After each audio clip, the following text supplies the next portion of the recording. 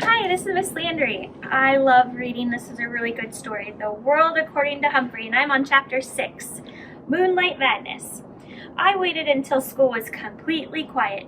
No students, no teachers, no Mr. Morales. Then I got busy because I had a lot of work to do. Big work for a small hamster. First, I took the Moonlighters Club clippings out of my notebook. Holding it in my mouth, I opened the lock that doesn't lock and scurried across the table. Getting down off the table was still a problem. I grabbed hold of the leg and slid down, as I've done before. It makes me feel a little queasy in my stomach. But it would be worthwhile if I could get Aldo a girlfriend. I hurried over to the big machine, which was very high off the ground. It seemed impossible for me to get up there, but I had it all planned out in my mind. Crawl up the wastebasket. I didn't know it would sway like that. Leap over to the seat of Miss Brisbane's chair. Whoa, slippery. Crawl up the rungs to the chalkboard tray behind it. Along the chalkboard tray to the bookcase. Then the hardest part, the dive from the bookcase to the overhead projector cart. If you ever try it yourself, don't look down. I was practically home free, but I still had to get up to the lit part. Still holding the newspaper clippings in my mouth, I grabbed onto a big screw sticking out of the side and pulled myself up. Then I reached up high as I could and just barely managed to touch the top. Good thing I've got big muscles because I was able to P-U-L-L myself up.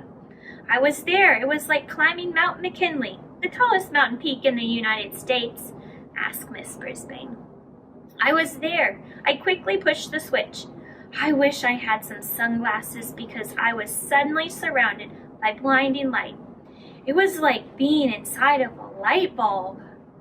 I took the newspaper clipping out of my mouth and carefully laid it on the flat glass. Then I looked up the wall and no. Up on the screen was a picture of a car, and behind there was jumbled up backwards writing. I realized I must have laid the clipping on the glass upside down. I quickly turned it over, and there it was. All the information about the Moonlighters Club right there on the wall, with the outline of the car behind it. Aldo would be coming soon, so I hurried back to the cage. It was faster than getting back because it was mostly downhill until the very end when I had to swing my way up the cord to the blinds and back to the table. I was panting pretty hard by the time I closed the cage door behind me. I didn't even have time to catch my breath before Aldo swung the door open. Whoa! Who left that on? I exclaimed as he entered. That thing could overheat. He hurried over to the overhead projector. Look at the wall. Look up at the wall, I squeaked, but the words only sounded like hamster peeps. Aldo didn't waste a second. He flicked the machine off. All that work for nothing. But then a funny thing happened. Aldo turned the machine back on and looked at the wall. What's this? He muttered. Why did Miss Brisbane have this up here? Hey, nice car. He squinted up at the screen. Look, Humphrey, the Moonlighters Club for people who work at night like me. And me, I thought. I was still quite exhausted from all that effort. Aldo stared at the big ad on the wall for a while. Then he turned off the projector and went to work and never mentioned it again. Yes, I was annoyed. I failed. But at least I tried, which was more than I can say for one of my classmates. Yes, Saya Nasri, with my own furry eyes. I had heard her promise Miss Brisbane that she would raise her hand in class. But so far, she'd been as silent as a statue. Her week was almost up. Even though I'd scolded her the day she fed me, she paid no more attention to me than she had to her teacher. You should really listen to your teacher, even Miss Brisbane. And you should always listen to your hamster.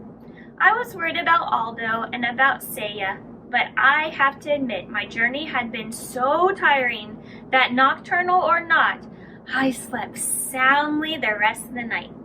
The next day began in a very surprising way. "I have something to share with you all," said Miss Brisbane announced.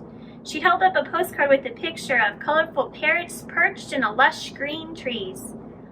A postcard from Miss McNarmar. Miss Brisbane would never call her Miss Mac. It says, I like how this is italicized. "Greetings to my favorite class in the world, room 26. I am now working in a school here in Brazil. This country is beautiful and friendly. I really enjoy talking with the parrots in the rainforest. I miss you all, especially my pal Humphrey. Lots of love, Miss Mac." Miss Brisbane had to say Miss Mac, since that's the way the card was signed. Happy, happy, happy! Not only did Miss Mac remember me, she missed me most of all. Oh, and I missed her most of all, too.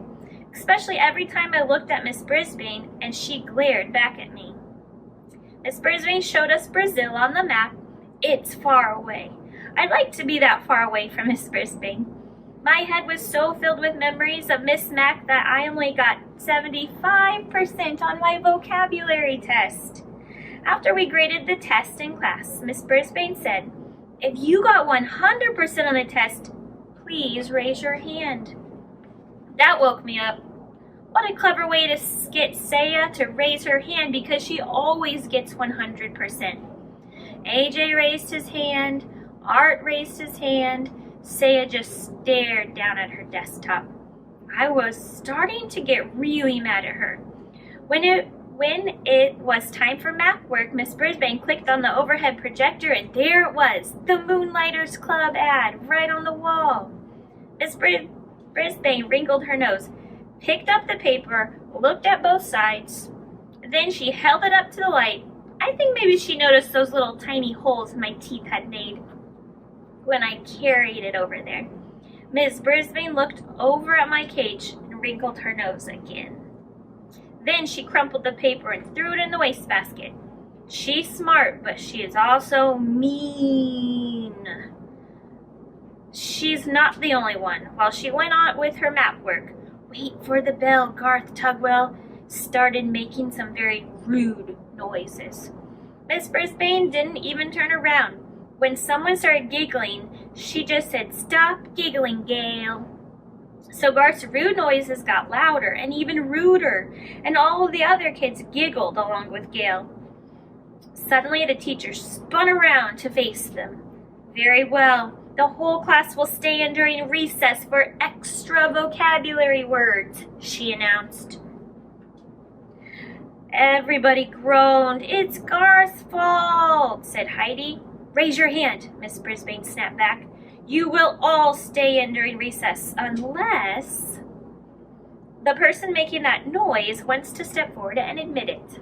Nobody said a word, but everyone glared at Garth. "Okay, I did it," he said. "Raise your hand," Heidi whispered loudly.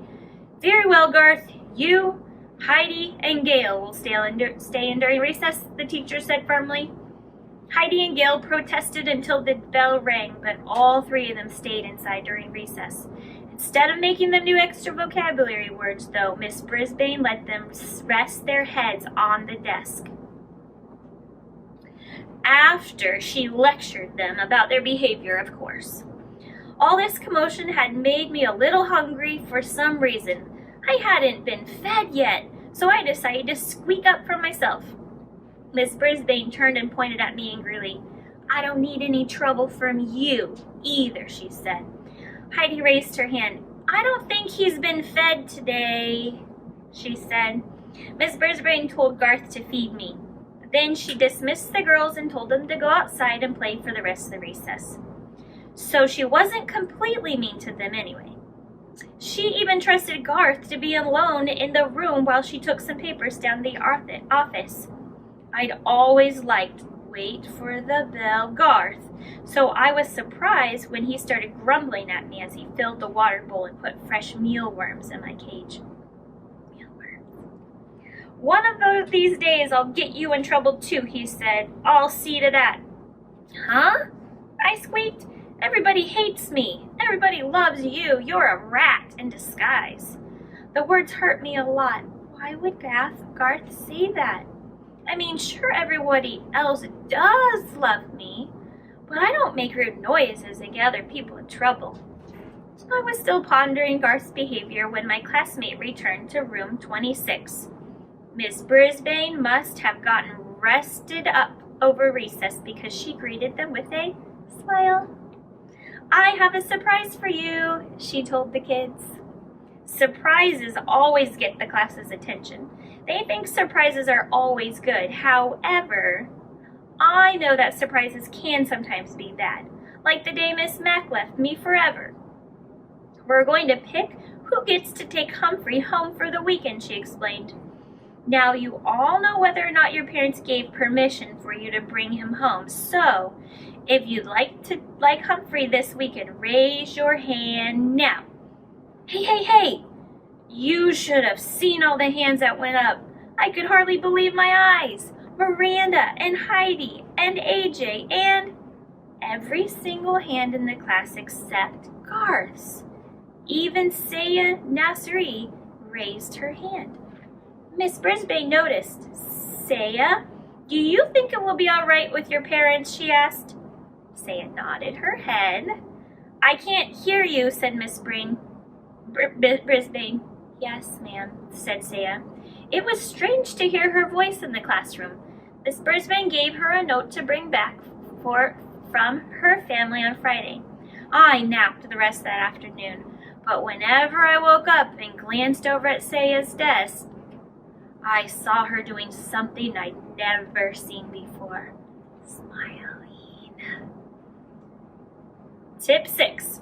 You can leave your hamster alone for a day or two. Otherwise, find a suitable caretaker, or if possible, take your hamster with you in its own cage. A hamster can be very portable.